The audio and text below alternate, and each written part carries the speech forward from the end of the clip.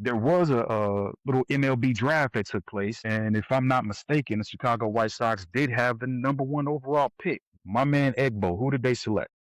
We took the most Chicago name ever in the history of the MLB draft, Rock Chalowski. He got to get a sandwich, a burger, and Italian beef, something. The Chalowski burger, the Chalowski with fries. I'm getting the Chalowski. It's probably gonna come in glizzy shape, and I know how you get down with those. Listen. Hey, chat. You heard it here first. I'm putting all that Chalowski meat in my mouth. Understand? You heard it here first, chat. I'm putting all that Chalowski meat in my mouth. Yeah, we yelling at the screen every Sunday night. Talk slick, throw the remote. We just want it right. Front office tripping, man, they can't get it right. Whole city heated, but we still gon' fight. We talking Bulls trade, biz drafts, missed calls, club slumps, soft rebuild. We seen it all. Yeah, we live, yeah, we gritty. I'm a little frustrated, but I still love my city. Yeah, north side, south side, west, we united. Ladies and gentlemen, boys and girls, welcome to another episode of a long-awaited White Sox and BS podcast. Long hiatus. I was in jail. I got caught up in Mexico. I had some keys. I tried to get out. They're like, sir, unbutton your pants. And I was like, whoa. And I was in jail for 2 weeks for trying to smuggle. It's me, your favorite host, Harry, with everyone's favorite co-host, JJ3. Say hi, JJ3. What's good? Back from Texas, back from a little step away, you know what I'm saying? I was in The Texas. boy was outside for a little minute. Sneaky Link? What was she doing in Texas? In 103? She better be worth it for 103-degree weather. Don't go to try and tell my business, bro. I We here for business. We here to talk about the White Sox. That's what we discussing right now. Let's go Sox. You know what? Let's jump right into it. I'm not trying to say no jokes right now. Just kidding. I'm always going to say jokes. But let's talk about the return of Munetaka. Is it Munetaka or Munetaka? I don't even know. Murakami. He came back Friday, July 10th, after missing 35 games. And it was much needed. Because when he came back, we swept the A's. We put BTA. But it's crazy because Murakami didn't even play good, but it's just him there instilled confidence. He did not play well at all. He couldn't hit water in the ocean, but it didn't matter. Just him being there and us at 95%, which is pretty much our max all season because for some odd reason, Austin Hayes just keeps getting injured. But him and him being there. I'll be forgetting all about dude. We all do. In fact, these young bucks are taking his spot. I'm at this point. I'm like, Austin Hayes, you might not have a spot when he come back because these rookies are developing fast. But yeah, Murakami came back from a 35-game absence due to his grade 2 right hamstring strain.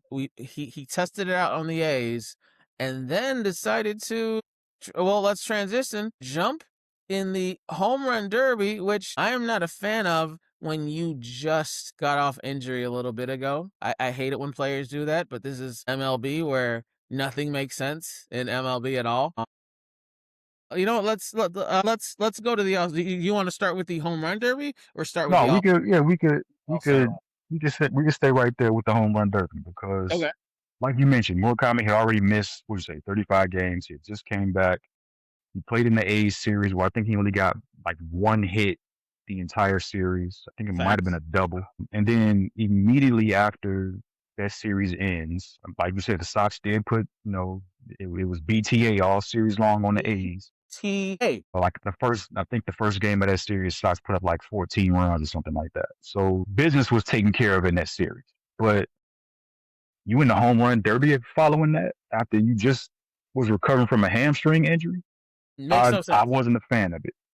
I wasn't a fan of it at all. And also at the same time, I think there's always the fear of guys losing their swing or changing their swing or their swing sort of getting, out of order when they're in the home run derby. Hopefully Murakami's not susceptible to that. Hopefully his swing isn't tweaked or altered or changed in any way following his brief stint in the derby. I mean, it could be a good thing or a bad thing that he didn't get past round 1. So maybe it's much to do about nothing. He didn't get a lot of cracks at it. And his 9 home runs that he got in the first round got him eliminated fairly quickly because other guys was putting up 12 and 13 and whatever else. So he was out early, but I wasn't a fan of that either. I think coming off of that, rest up as much as you can. And the home run derby to me is an unnecessary move to make. But maybe Major League Baseball pulled an executive decision on the White Sox and said, you don't have a choice. Murakami's a big star. We want him in the home run derby. Maybe that's what happened. I don't know. No, I agree. I think it was stupid. I'm always going to think stuff like that's reckless. Him and Wilson Contreras. Wilson Contreras had to miss the series versus the Sox, even though they still swept us. And he missed the series after. And then randomly, hey guys, I'm healthy for the home run derby. So him and Murakami just showing up. I don't like when guys do that, but hopefully it doesn't hurt them. But I mean, with you got the strain because you're swinging the bat so hard and so aggressive. I don't want it to take away from what we need on the team. I could give 2 Fs about the home run derby, whoever wins or loses. Even though I did have Caminero winning it, but he ended up losing. And Jordan Walker, shout out to a black man winning. Like, took long enough. Hey, come on now. Jordan Walker winning the home run derby, but I am also very glad Murakami got eliminated round 1. Because I did not need to see him hit another 10 home runs to win and another 12 home runs to win. It's like, chill. You just got back from injury. It was commendable. It shows that you're back, that your swing is true. But that's all we need. That's all I needed to see. We did not need a home run champion in a White Sox jersey in this year's All-Star, or at least this year's home run derby. But that's a great transition. Now we can transition over to the All-Star, where we had some surprising snubs coming from Chicago and some surprising picks. First pick we had Murakami, of course, which some people were a little bit shocked about because he didn't miss 35 games, but he still had 20 runs before he missed 35 games. I just didn't think he'd be healthy to play by the All-Star, so I figured, of course, he'd be noted as having an All-Star like Zach Wheeler, who got picked, but Zach Wheeler declined after he got picked. He's like, thanks, guys, but I'm insulted you didn't start me, so I'm not showing up to the All-Star. That's a weird thing. Pretty much. But I mean, yeah, I think Murakami was definitely gonna be an automatic All-Star this season. He was having an All-Star caliber year before he got hurt. If he was no healthy, question he was gonna be in. He probably starts. But because he would have started. He got the reserve role. But then again, Caminero's been so hot, it would have been a coin flip. Does Murakami really start over Caminero? Because Caminero has been on fire. But if Murakami was healthy, he'd be at 30, 35 home runs at the half of this. I don't think it can be stated enough, and I don't think it can be overlooked that he is a guy who brings international stardom to your team and to the league. I mean, he's probably the 3rd most popular Japanese player right now. Hold on, Ohtani's 1 by far and away. Far and away, no one's close. Who is number 2? I mean, wouldn't it be Yamamoto? I'd put Murakami over Yamamoto.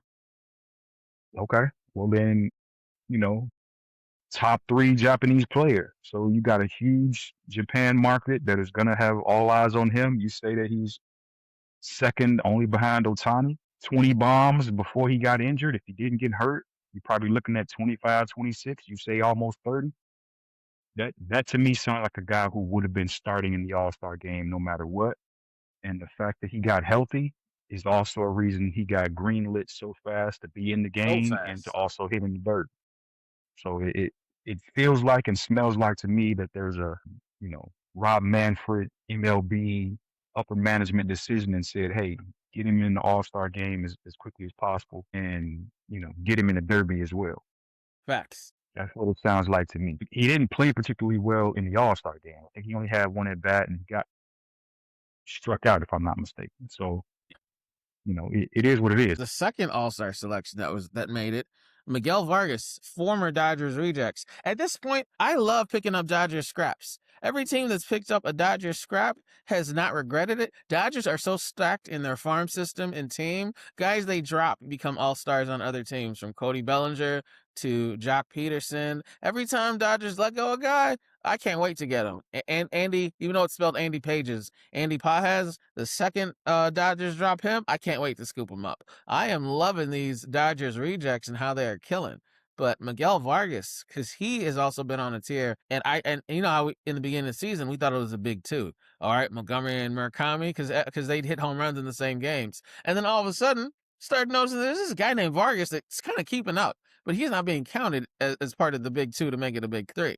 But towards that middle of the first half, like he arrived. He was like, "Hey, come on now, He did. look at me." And then when Murakami went out, like you really had to take notice because he was swinging the bat better than Montgomery.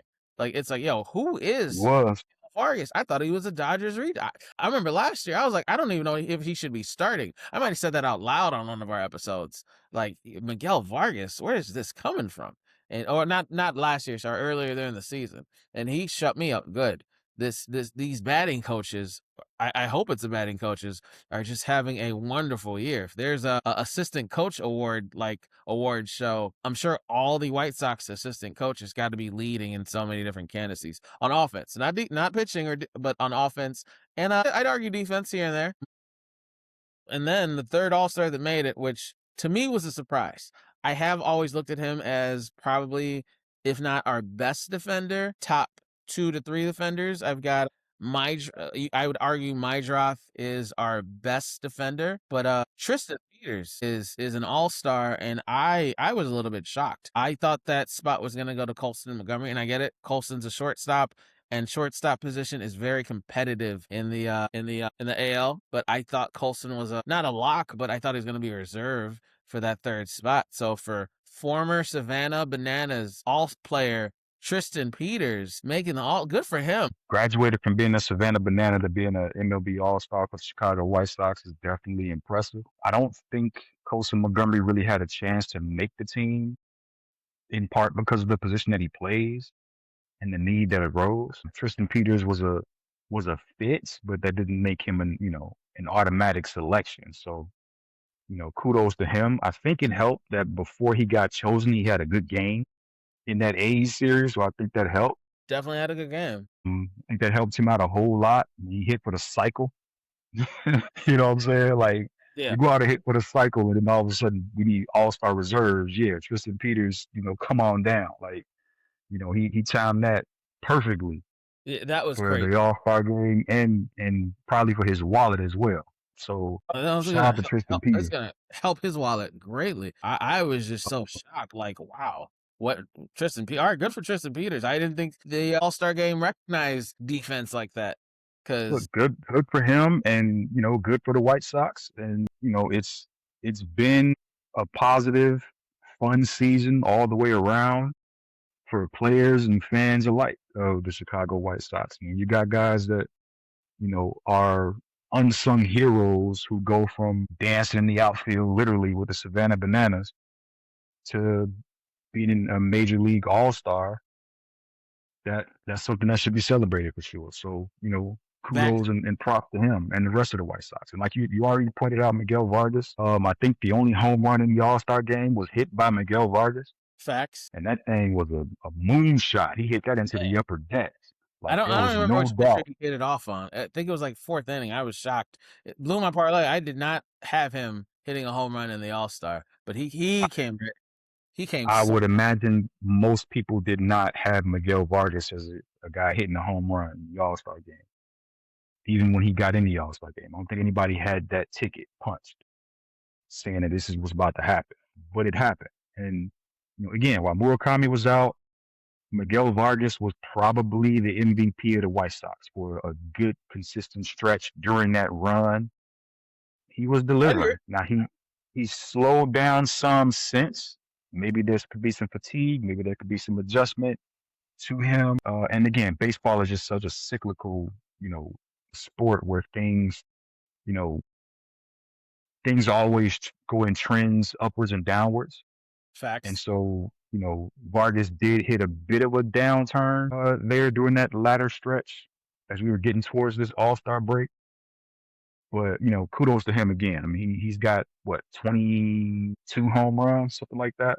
Something like that. They're all at 20, our big three, 20 plus. Yeah. They're, and again, maybe it's changed since I looked at it last, but the White Sox are either the only team or one of the only teams with 3 different guys who have all hit over 20 home runs. So they're the only team. The only team. Again, the Sox should be celebrated and recognized for that, and having 3 players in the All-Star game is definitely something that is, is being recognized, nationwide across the league. So that's a great thing to see and a great thing to hear. But and the AL won the All-Star game in part because of guys like Miguel Vargas. So props to everybody on the White Sox that showed up and showed out in the All-Star game. But transitioning from that, because that wasn't the only bit of news that happened over the course of this past weekend and leading into the week.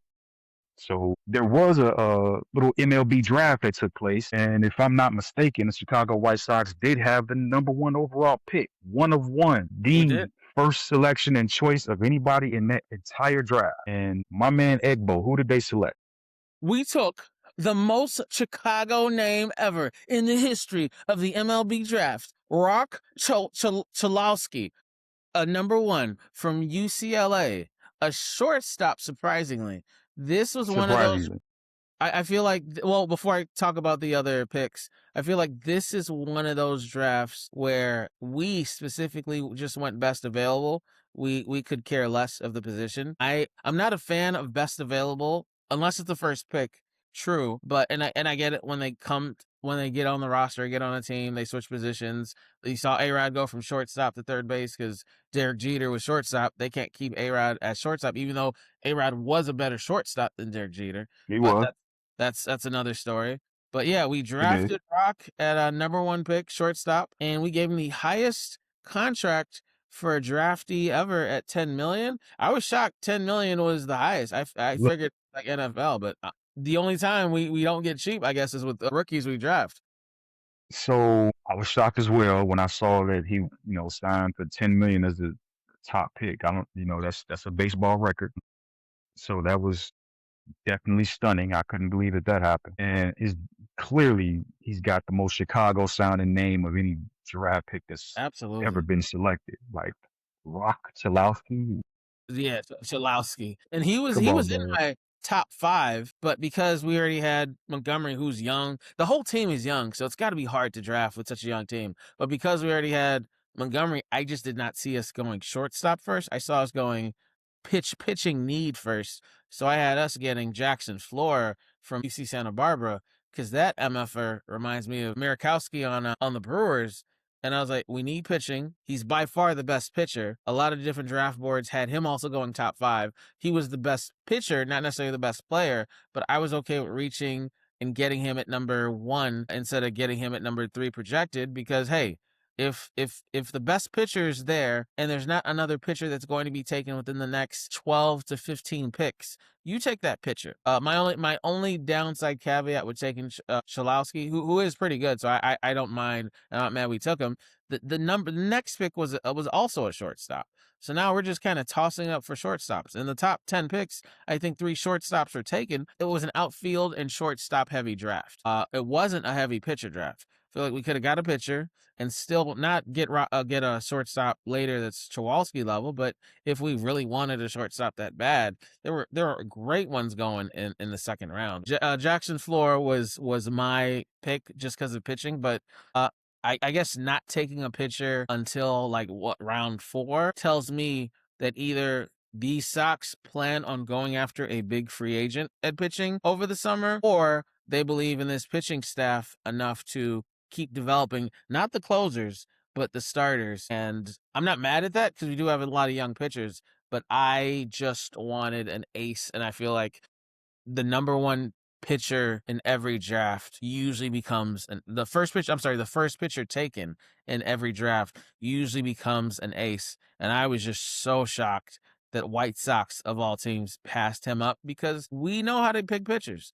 But I'm not mad at Chalowski. Welcome to Chicago, where plenty of people have your last name or very similar. You're gonna have fun at all the bars, especially with that $10 million that you're gonna get to spend while you're in minor leagues for at least the next 3 years. What are your thoughts on our first pick? So I did not have the White Sox taking a pitcher, in large part because of what you had started off by saying. This draft seemed very best player available. And I think in terms of the best player, the best overall players, it seemed like it was either Chalowski or for me, for my money, Grady Emerson, because that's who I personally would have selected. Now, he got taken second. Yeah. and he got taken with the very next pick.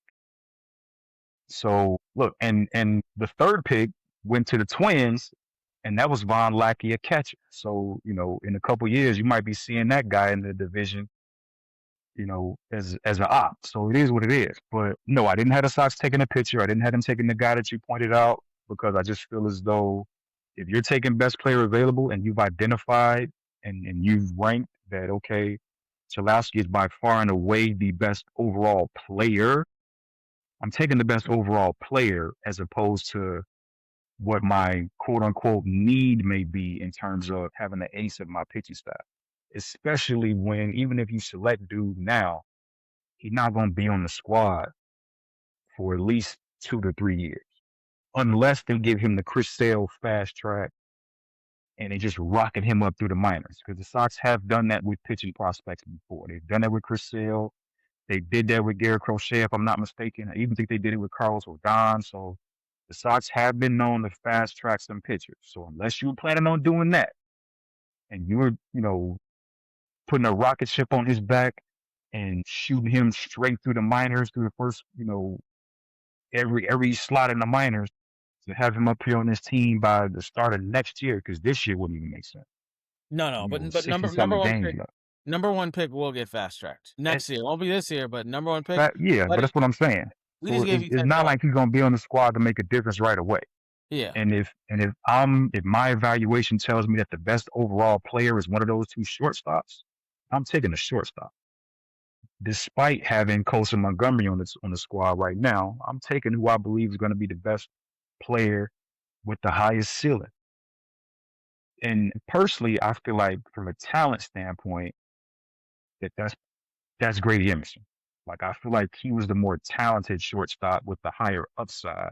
What was it? Seemed like to me, throwing arm? Is it his defense? Is it his batting? What makes it seemed like to me it was all of the above. It seemed like he had just the better talent at this age, as opposed to Chalowski. Chalowski seemed to have a remarkable college season last year. It wasn't quite as remarkable this year. And from all the prognostications that I read on Emerson, is that Emerson is close enough to Chalowski now that as they both age, that Emerson is going to be, the better, 19-year-old, the better 20-year-old, the better 21-year-old, et cetera, than Chalowski at the same age, if we're comparing them. So to me, it seemed like everything that I read said Emerson has the higher ceiling overall. Chalowski is going to be more ready-made pro now because he's older. He's already been in college. He's faced college pitchers, etc. And he may be in the majors sooner. And so the White Sox thinking is probably we get the guy who's more refined, who can contribute right away, who will be in the majors for us faster. And then if push comes to shove, Colson Montgomery, who is our starting shortstop right now, move him to third. Chalowski takes his spot at short. And now your infield looks like Montgomery at the hot corner, Chalowski is short. Those are your two on that side of the field. That's what it seems like the plan is to me as a White Sox fan. Now, so I'm not. Murakami going to be DH if third base is? Well, Murakami is the first baseman anyway by trade. So that's his natural position, and he can DH. Vargas, who is a natural third baseman or plays third base for the White Sox, that's the guy that you end up looking at transitioning over to DH and first. So you would end up basically having a DH first base split between Murakami and Vargas, which would not be the worst possible thing because Murakami is a left-handed bat, Vargas is a right-handed bat. So you could get away with that.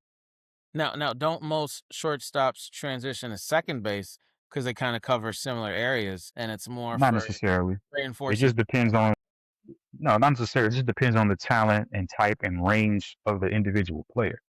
So Colson Montgomery is, he's tall, and a lot of guys that are very tall, statuesque shortstops tend to be sort of transitioned into third base Okay. in a lot of different respects. I mean, not we understand, we recognize shortstop is typically the most athletic position on the entire baseball field. Like you get a really talented athletic shortstop, 9 times out of 10, that guy can pretty much play anywhere on the baseball diamond wherever you put him. Like you can play him at third, you can play him at second, you can play him at first, you can play him at any outfield spot, typically because they have the athleticism and speed and agility to cover every one of those positions. You're not putting the athletic shortstop, you're not putting him behind the plate as a catcher. And more times than not, they're not pitching. So, you know what I'm saying? You get a good shortstop, he can play anywhere. And Chalowski, they believe, has the refined offense and the defense to play at short. And I would imagine they also foresee a situation where you move Costa Montgomery over. Unless you plan on moving Costa Montgomery out and trading him someplace. And I'm not saying they are. That I'm that not that is a predicting White that. Sox staple. Wait till a guy gets all-star level and ship him out. Look, I mean, I'm not saying Costa Montgomery on the trading block or anything like that. I'm just saying I can foresee a situation where he's not going to be the long term answer at shortstop for the White Sox because they've likely drafted who they believe is the answer. And to continue on with the shortstop discussion, who else did the White Sox select as shortstop in the draft? Well, that's the thing. Technically, White Sox didn't get a shortstop. They got a dual utility infield player that can play second base, shortstop, first base. I don't know about third base, but I'm still going to put it in there because shortstop can transition to third base. And Landon Tomei, a former White Sox, Jim Tomei's son. Shout out to Burr Ridge. I played with him in softball leagues, him and his daddy, and they destroyed us to the point where we had to ban his daddy from coming to that softball league. Like, hey, you're Jim Tomei. Go away. Stop it. Stop it right now. Just watch your son from the stands. Stop getting in here and showing us that you can hit 400 feet. This park is only 300, 200 feet long. So now nobody can get the ball. The game's over because he hit the ball 400 feet. It was stupid but Burr Ridge is full of nothing but ex-baseball players that are bored that want to show off. But yeah, no, Landon Tomei, his position more was infield. And in college, he did play, he kind of played the whole infield. So it makes sense why they didn't really put a position on him. But on the Sox, I see him as second base. So he'd be the incumbent to my draft. Then at number 41, we took an outfielder, which I'm never shocked when we take outfielders. Every team always needs to take more outfielders. Cole Prosek. Then we took Brody Bumilla. I don't know much about him, but he's a left-handed pitcher. And we took Jason Jones from Wichita State at third base. That's I haven't heard too much about him. I got to research. I am interested in our new left-handed pitcher. I don't know if he's a starter or a relief, so I need to look him up a bit more. I just know about Landon Tomei and Cole Prosek. Shout out to locals being drafted in the top 2 rounds. How do you feel about the spots 2 through 5 or whichever ones you're familiar with? Sounds like you are familiar with Landon Tomei a little bit. Talk to us. So I'm gonna take it this route with the Landon Tomei pick. Nepotism is a hell of a thing, right? Ain't it? So I'm gonna keep it a stack. Back when Murakami got injured, running down the first base line, he pulled his hamstring, grade 2 strain, out for 4 weeks or whatever it was. He missed 35 games, whatever you said, right? Right. The White Sox called up Jacob Gonzalez. Jacob Gonzalez came in. He had to play first base, which is not his natural position. Scuffled a little bit, struggled a little bit, had to find his footing, made some tweaks, and all of a sudden, Jacob Gonzalez started hitting. Right? All of a sudden, Jacob Gonzalez started giving you solid at bats, giving you clutch hits, driving in runs, scoring runs, performing much better at first base. I said at the time, Murakami's going to come back, and they're either going to send him back or they're going to trade Jacob Gonzalez. As soon as Murakami got back in that A series, they sent homeboy down and they said, yo, don't get comfortable because your services in this organization are no longer going to be required. And they packaged old boy up, and in a cold world, they packaged old boy up along with that relief pitcher. and they shipped him on up out of here as quickly as they possibly could. Now, I'm not married to no Jacob Gonzalez. If you felt like you needed to make a trade acquisition to move on from him to improve your team and then get better, then I'm all for it. The problem that I have is for Landon Tomei, for Jim Tomei's son, and he's not going to be on the squad for at least 3 years. And that's if I'm being generous, because Facts. ain't no guarantee homie going to be up here in 2, 3 years or 4 years or anything like that.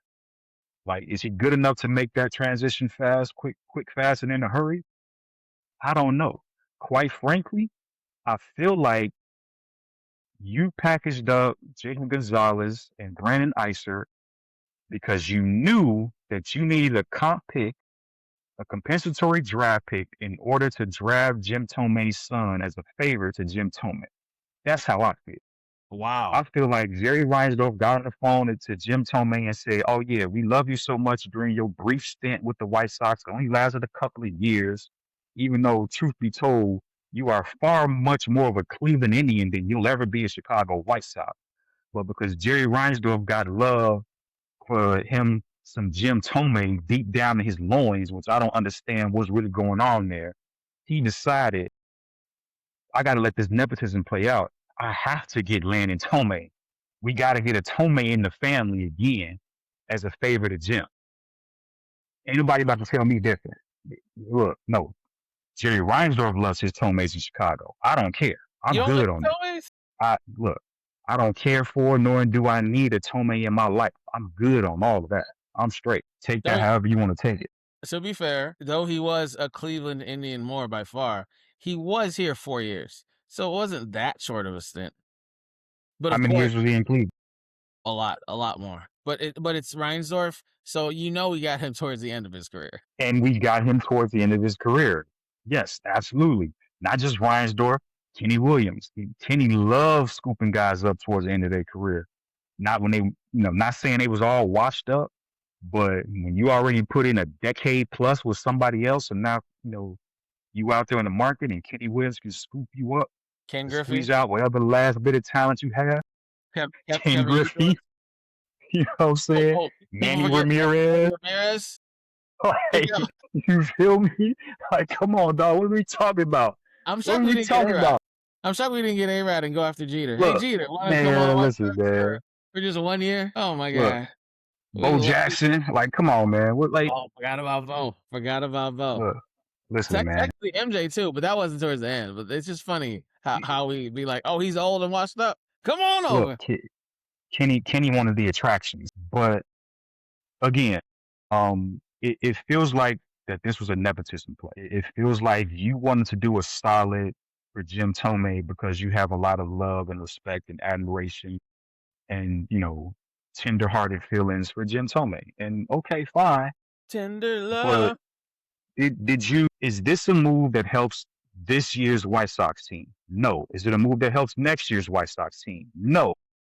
Can we even argue it's a move that helps the White Sox another year after that, 3 years in the future? I can't necessarily say that.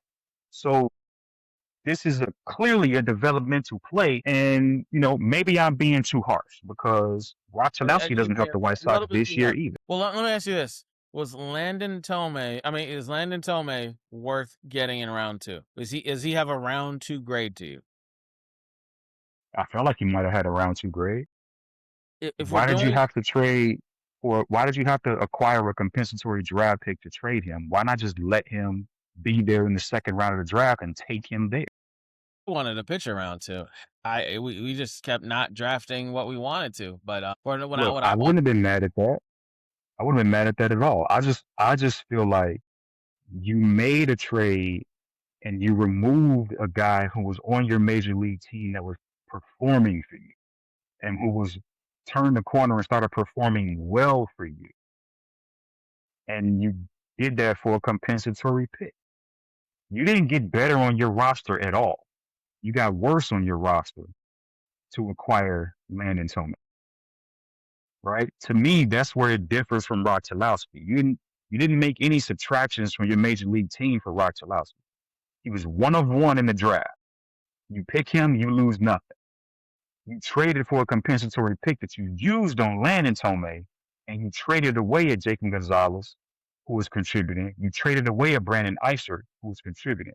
So you took away two major league players off this year's roster who were contributing to winning games for you to be in a first place team in the division this season right now.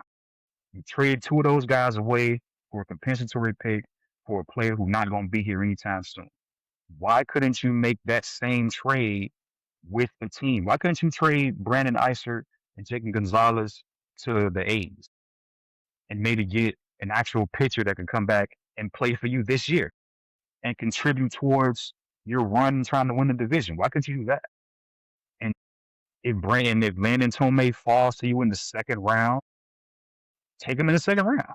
And if he doesn't, hey, we tried. We gave it our best. But he wasn't there. Somebody else took him. Like, I would have preferred that, but that didn't happen. That's my only real gripe about the draft from that standpoint on Landon Tomei. Everybody else that got picked after him, I don't even really. I'm going to give some bail and say I'm not mad at the pick simply because he is a player that can play all, if not majority, of the infield. And if his offense is anywhere like his daddy's, that is a steal. But that's a big if. It's a big if. Yeah, it's a big if. He can take over for second base. And Sox love their multi-purpose players that they try to get from Sosa. Supposed to be kind of our multi-purpose player, but he's not really working out. What's his face? Sosa, Lennon Sosa. Oh no, he been gone. He been gone. They got rid of him a while ago. Yeah, I'm saying he was supposed to be. Then what's his face? We traded to the Mets. Our five-tool Dominican. I mean, Luis Robert, but you know what I'm saying? Robert. But I'm just saying, he was Cuban, not Dominican. Oh, sorry, Cuban. My apologies. He's dark-haired Cuban, bro. Multi-purpose, multi-positional guys. So this isn't too much of a shocker. Then he put in the lineage of Atomi, and he's very polished. In fact, I would argue, from what I was researching, our first 4 picks are very polished players. Sox weren't going after raw talent. They were going after best available and guys who are very polished with their swing, very technical in their throws, guys that, like you said earlier, versus Emerson, even though he had higher talent, Cholowski is polished now. He's like, for the basketball heads in here, he's like the not raw basketball player that has a technique and a shot, can shoot great mid range, already has a dribble. There's nothing you have to teach him to learn how to play in the NBA because he's already physical, already knows what to do. And I'm not mad at the draft. I just wanted pitching because I don't have faith in our starters or relief. But Sox apparently have a lot of faith in our starters because we didn't get a pitcher till late. So it tells me either they're hell-bent on developing what we have now, which makes sense because we do got like 3 guys that are supposed to be great that we're developing. It does make sense because, again, you still got Noah Schultz, you still got Hagen Smith, you still got Drew, what's his face? Sandlin, there's still a lot of guys that either haven't all gotten called up or have gotten called up but still need development and refinement. So it can make some sense from that standpoint. Or we're targeting a top pitcher in free agency, which is unlike the Sox. So extremely unlike the Sox, and I wouldn't put any money on. So I'm leaning towards they're gonna stay the course and develop their starters, but that doesn't address the relief issue. So maybe the free agent we're going after will be in the relief, but it definitely won't be the rotation. We're going after, and you know what? Historically, Sox actually do have a history of going after top relievers. So I can't knock them for that. We just don't go after top rotation guys.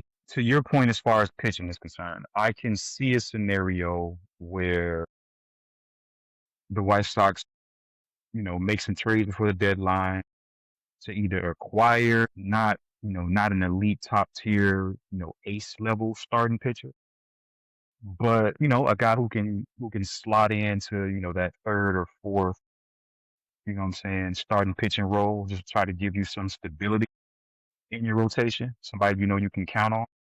Okay.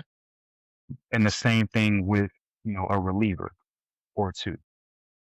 But that just that type of trade scenario just takes me back to what I had previously mentioned with Jacob Gonzalez and Brandon Iser, in that you could have traded either one or both of those guys to a team to acquire that relief pitcher to help you.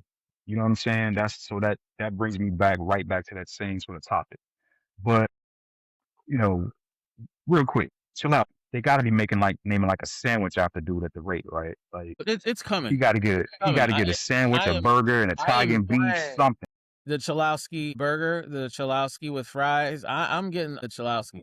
It's probably gonna come in glizzy shape, and I know how you get down with those. So. Listen. Hey, chat. You heard it here first. I'm putting all that Chalowski meat in my mouth. Understand? You heard it here first, chat. I'm putting all that Chalowski meat in my mouth. Get ready to get glizzy gobbled, Chalowski. Get ready. Yeah. So I was also gonna wonder if maybe like it might a drink, maybe like a pizza, but no. It's going to be a Polish, and it's going to get glizzy gobbled. Mhm. Glizzy gobble. Oh, I'm doing throat exercises right now at the Chalowski. Let's go. Some yeah. This was good talk.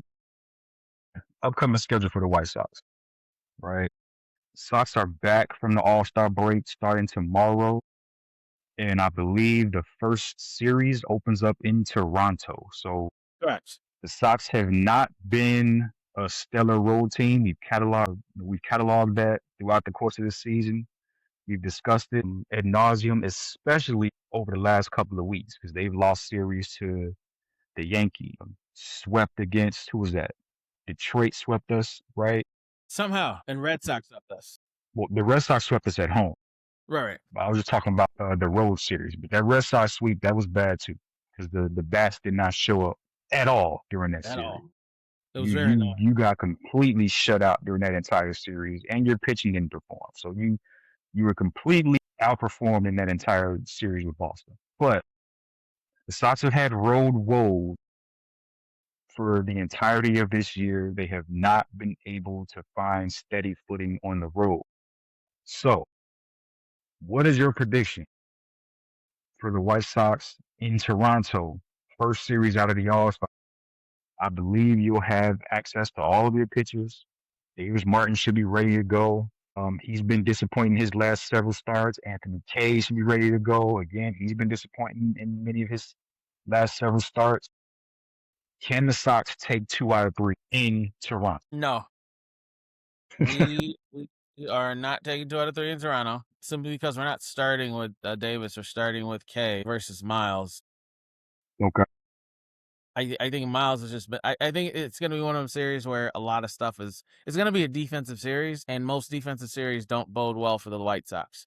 When I see 2 easily hittable pitchers pitching, I'm always going to pick the White Sox. But it looks like it's just going to be one of those series where it's going to be grit and grind. Every game's going to end like 0-2, and specifically versus the Sox. You know what? As much as I dog our pitchers or our rotation, sometimes they don't give up a lot of home runs. They may give up a lot of runs, but we get killed with the small ball. We don't consistently give up a bunch of deep stuff. And I feel like with Toronto, that's kind of what they do. Even though they're sub 500, they've been getting their bats hot. Well, at least who knows what's going to happen post All-Star, but pre All-Star, Okatomo or Okamoto, who's the 3rd most popular Japanese player in my opinion. His bat has been hot. He's been swinging for the fences and staying healthy. They still got Big Vlad over there. They got Springer. The only person they really lost that was like a killer was Bichet. He's over in the Mets. But their bats have been hot like our bats, and I don't like coming off All-Star. I don't like a team that had a guy in the home run derby coming off All-Star because they always start off cold. I don't know if you watched the Phillies game today versus the Mets, but Soto and Schwarber, who were both in the home run derby, were super cold because their arms are kind of still tired, in my opinion, from the derby. So I don't expect Murakami to get hot, sadly, because of it. So I actually have us losing the first game. Now the series is tricky. I don't even know if the series is going to happen because of the fires that are happening and all the smog. So we might have to Which skip has that. been terrible. Yeah, so Been we might get 3 straight delay games, so that series might not even happen, which is a great thing for the Sox because if we can make it up later, I think we get a Murakami that's not so swing tired from the home run derby. I think that suits us better. So I'd actually skip the Toronto series is I don't think we're going to play those games. I think we're going to play, if we do play any, but I don't see the fire stopping. So I don't think those games get played. So okay, let's just say, for the sake of argument, they do get played. It sounds like if they were to conclude those games, you got Toronto taking 2 out of 3. That's what it sounds like I'm hearing. Yep. The Toronto winning 2 Okay. out of 3. I do have us though beating the Rangers 2 out of 3. Rangers Okay. pitching, I was about to get that next week. has been very susceptible. I don't think we're going to see DeGrom, but even DeGrom has been kind of open season. He's not he's still been pretty dominant, but he's not like unkillable like he has in the past. Something about that Texas good eating has made him a little bit more out of shape, a little bit more predictable. So instead of going like 15 and up and then getting injured the rest of the games, like he'll give up 2 home runs. He might get 8 strikeouts and only give up 2-3 runs, but he'll give up those home runs. But we don't see him this series. We see Rocker. We'll probably see Eovaldi. They're gonna go up against Schultz, K, and I think one of the other rookies. I actually see a slugfest, and if it does become a slugfest, because there's going to be a whole lot of home runs hit in the Texas Sox series, I see Sox taking that. And that's also, in my opinion, the Murakami recovery games or recovery series, regardless of if we play against Blue Jays or not. So I have Sox taking Rangers 2 out of 3 games and losing, assuming we play Blue Jays because of the weather, and losing to Blue Jays 2-1. Astros is interesting because that's the next one right after. So we got a murderer's row in from Canada to Texas. We're gonna face all their best pitchers, Hunter Brown. Hold up, all 3 of these series in a row? So I White thought Sox for sure. White Sox are at home versus Astros, which is weird. Okay, that's what I thought. We saw him at home previous series, but it is what it is. I think we won that series, looking back. But we won that series when they weren't necessarily healthy. Right now, everyone's kind of back healthy, except the Sox, who are still missing. Hayes, shout out to Hayes stealing money. I don't even know if he's getting his spot back. Look, at this point, I ain't even worrying about Hayes. And I do think that I'm in line with you mostly. I also expect the Sox to beat the Rangers. I did kind of expect them to lose the series to the Blue Jays. And I'm expecting the Sox to win the series against Houston because, again, it is at home. So that was beating Houston. I expect that to kind of go that way. Now, I wouldn't be shocked if the White Sox did find some footing and take that series against Toronto, because we are finally getting to the point where we can see what this lineup is meant to be, right? I know you've been talking about Austin Hayes, since spring training, but he really is out of sight, out of mind. But when you look at this lineup and you see, Maedroth or Antonacci at the top, and then you got, Murakami batting second, you got Vargas third, you got Colson Montgomery fourth, then you sneak in either a Benintendi or a Maedroth again, or a Braden Montgomery in the 6th spot or the 7th spot, Kyle Teal either in that 6th or 7th spot. Like the length of your lineup is one that is now getting to a point where you can consistently look at it and say, okay, this guy's not an easy out, that guy's not an easy out. I'll make a mistake here to Colson Montgomery, it's a home run. If I make a mistake there to Braden Montgomery, that's a double. If I make a mistake to Tristan Peters, the guy hit for the cycle and was an all-star, that's a double. He could be driving somebody in. If I make a mistake to Kyle Teal, that's a double. He could be driving somebody in or maybe a home run. So, it's not just, Murakami can beat us or Vargas can beat us. Right. I think you're starting to get to a point where with this White Sox lineup, especially in the second half, if everybody is healthy, you start getting to the point where you look and say, okay, there's not a really, really easy out in this lineup. Right. A lot of these guys can hit and they'll give you some at-bats that you got to work through as a pitcher. And you might start seeing, 8 or 9 or 10 at-bats, even if it doesn't result in the guy getting a hit and getting on base. Maybe you got him out, but you had to expend 6, 7 more pitches than you thought you would to get that guy to ground out or to pop out or to finally get him to strike out. as opposed to, earlier on in the year where, what I'm saying, a Derrick Hill was in there and, what I'm saying, it's an easier out for you than it has been. So it wouldn't shock me if the Sox won that series because their lineup is getting better and their lineup is getting healthier and their lineup is getting lengthier from 1 through 9 of guys that you can consistently rely on to possibly get a hit, keep the line moving, and get on base, etc.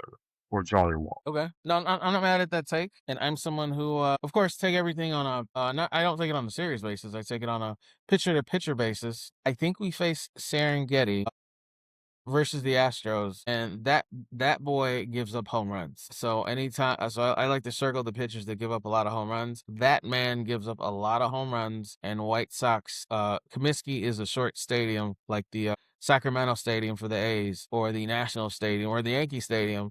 So when a pitcher comes to town and he's susceptible to home runs, I expect us to light them up. So and I think I said a few episodes earlier, contact. Even if we keep fouling out, I wouldn't be shocked if they started tracking the amount of teams with the most foul outs and the Sox lead. As long as we wear those pitchers down, get them to like 80 something pitches by the late fourth, early fifth. It's Yeah. catch them tired, catch them in that window where they're about 80 pitches, and now the manager's debating sending them back, and that's where the White Sox shine. We just want to get the most hits. If we got to hit 10 foul balls in the first inning just to BS the pitcher, we've been doing that, and I'm loving it.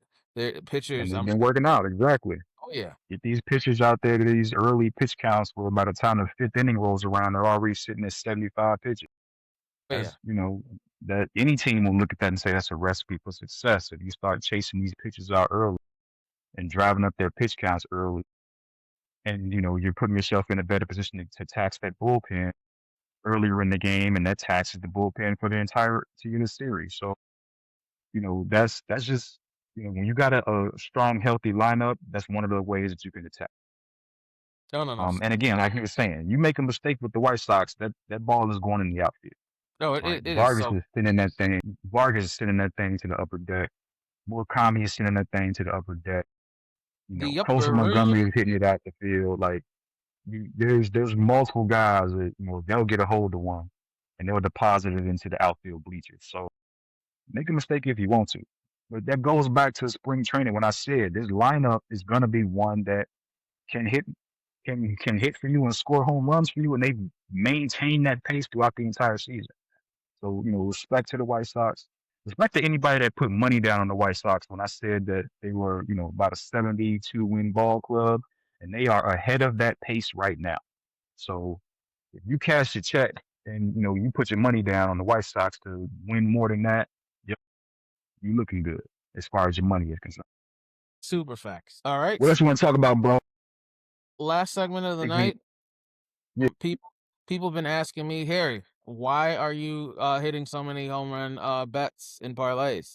One, I put in the research. Two, I'm a soothsayer. And three, again, I put in the research. So I'm just gonna put my lineup, the three guys that I'm pretty sure are hitting home runs this coming weekend of July 17th through the 20th. Shout out to Tacos and Tamale Fest. First person hitting that I man. promise you Shout out is- to Taco and Tamale, straight up.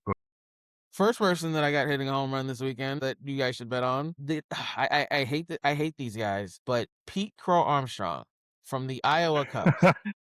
Pete Crow from the Iowa Cubs. He has his hot moments, consistent, inconsistent, but I'm trying to stay away from most guys that were in the home run derby because they're just not gonna be good coming out. It's just a thing. We saw it today. It's gonna happen all weekend. But Cubs faced the Minnesota Twins. Bailey Ober gives up a lot of home runs, and his ERA away is like 7.6. Usually in games like these, especially the first series of games, you want to go with the guy at the top of the lineup who usually knocks it out the park. And these are the types of games versus bad pitchers Pete Crow will tear up. And Ober is a guy that gives up a lot of home runs to the first pitcher.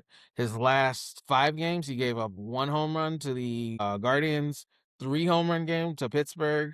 Boston, he gave up 2 home runs, and then Milwaukee before he gave up 2 home runs. So he just keeps giving up home runs all to the top 4 spots in the batting order. And Pete Crow, it's between Pete Crow and Suzuki. They're now top 4 spots in the batting order that have been hot. and I just think Pete Crow takes it. It's going to be in Chicago. It's a bad pitcher. It's going to be a low win day. So I like that matchup. Then my next matchup is interesting because I only bet against this team when they play at home, the Athletics. Even though the Athletics don't have a home stadium yet because they're supposed to be playing in Vegas, that Sacramento stadium is small. Like you can hit a home run hitting just 350 feet.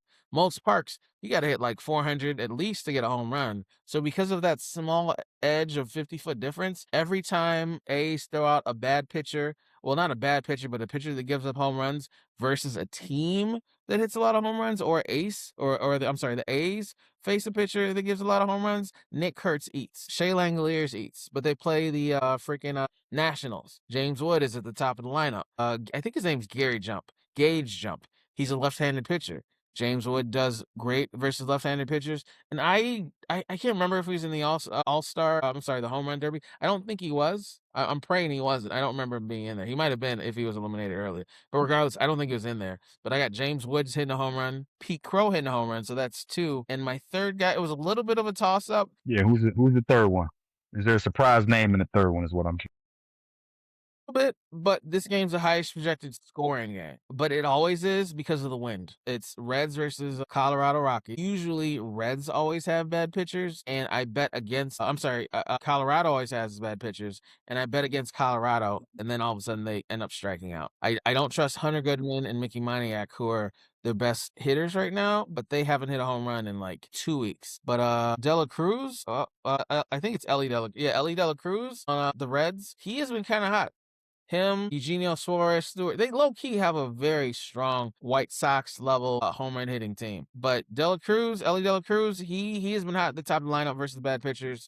Colorado, higher elevation. The wind is going to be blowing strong. He's already at 15 home runs, on pace for 30. I wouldn't be shocked. He's a little bit risky, but he's been hot recently. I wouldn't be shocked if he hits it out the park versus Colorado. So those are my top 3. Of course, I'll have more picks tomorrow, but we won't be on tomorrow. But for my short research I did today, go Pete Crow, James Wood, and Ellie Dela Cruz. Put $25 on it. Win $1,200. Thank me later. Your rent's paid. I'm gonna take you up on that. I'm gonna go ahead and put my $25 down on it. And if my rent ain't paid, my rent gonna be paid regardless. But if my rent ain't paid, I'm sliding through the. No, not the slide for Vaughn. There, all right. But yeah, no, those are my 3 picks. Highly recommend taking. If you only want to bet one, take one of them. Put the most likely to me to hit home run is definitely James Woods, because something about playing in that A substitute stadium, everyone is hitting it out the park, and you know what? There's days where I'm just gonna pick 5 people from that game to hit a home run, and 4 of them will, and I'll be like, I got too greedy. But yeah, James Woods, PCA from the Iowa Cubs, and Ellie Dela Cruz is my slight risk because there's better batters to hit a home run on the Reds, but he's first in the order, and I just like him being first in the order and his hot batting. Okay. So, all right, sounds good to me. Sound like you gave the people some marching orders, so we good. absolutely. And then coming back. Oh, last thing, coming back from All-Star, seems like a lot of these games are going to be whoever is first in batting order is probably going to hit a home run anyway. Look at Alvarez today for the Mets.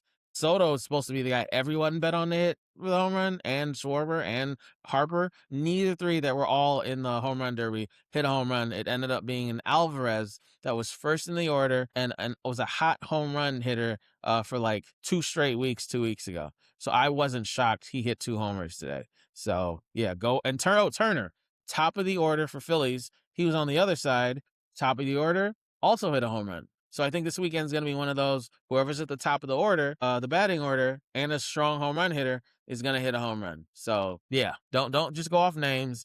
Don't pick them because they were in the home run derby. Chances are the home run derby guys aren't going to hit a home run this first game. Maybe, and everyone's kind of watching them to pitch around them. Take them game 3 of the series or game 2. But game 1, go for the guys at the top of the order. Thank me later. Maybe put 100 on it and win $12K. I might just do that, actually. I got some money to blow. I didn't go to the strip club yesterday, so I got some extra money. Well, I might put 100 on it. Go ahead, bro. Go ahead, put your extra little money down. You know what I'm saying? Then when you do go back to the club, now you got some extra dollars and some tuitions to pay. So exactly. These tuitions need to be paid. These girls ain't just giving hand jobs to anybody. Whoops. And on that note, it's time to close out the show. So there's the BS of the White Sox and BS podcast right there. Good to be show. back. Good, yeah, good show. Good to be back. It's your boy JJ3, my main man Harry. We out. We holler at y'all next. All right, see you guys. Appreciate you tapping into this latest episode from the Frustrated Chicago Sports Fan channel. Don't matter if you was watching on YouTube or listening on Spotify or Apple. Make sure you like, subscribe, share with everybody on the block, and hit the notification bell so you never miss none of our daily drops. And to all the guys from the shy, we say 3 things. Bear down, fly the W, and sell the team, Jerry. If they win a title, we shut down the store.